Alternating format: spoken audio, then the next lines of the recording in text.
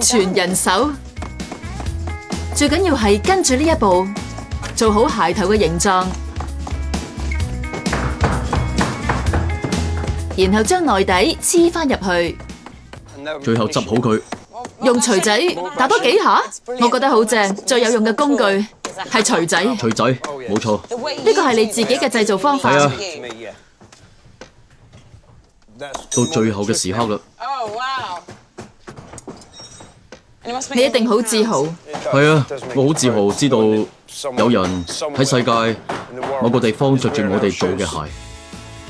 然後啲鞋要喺呢一個爐入邊用攝氏70度焗8個鐘，咁鞋頭鞋箱先夠硬。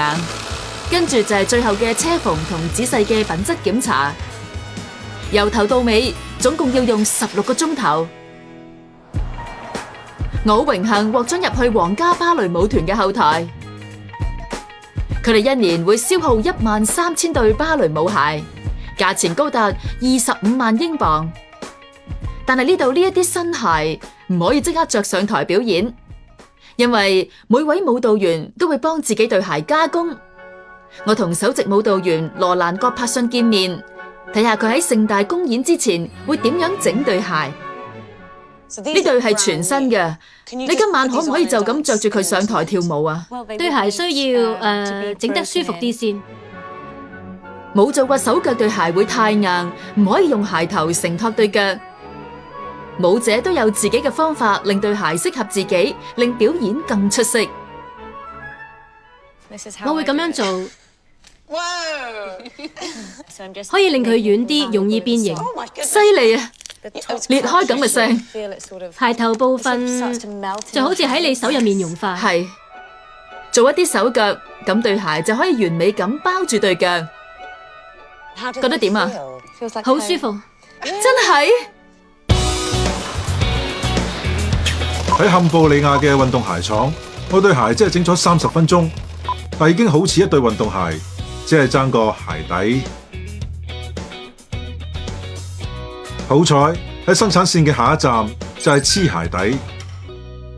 好啦，對鞋焗過，前後都拉好晒，入面亦都有襯理。而家要點？而家要將個鞋底磨一磨佢。點樣叫做磨一磨佢啊？揾嘢去磨。有部機械人磨皮機。機械人磨皮機。機械人磨皮機，冇錯。你將隻右腳踩落嗰個掣，然後撳個藍色掣。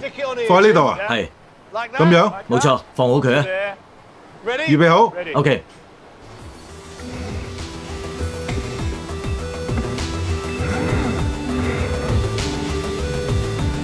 呢部機械人係喺10年前引入工廠，當時要成12萬英鎊。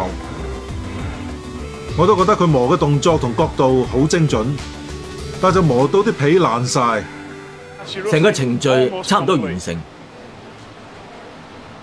因為個機械人整爛咗我對鞋。佢冇啊，直頭有啦。我拎去後面俾你睇下鞋踭。磨過嘅地方一陣會落膠水，咁一陣個鞋底先可以黐得到上去嘅。泰麗莎，係。泰麗莎大信嘅工作就係搽黐鞋底嘅膠水，不過首先要搽一層底霜先。你咁樣攞住佢，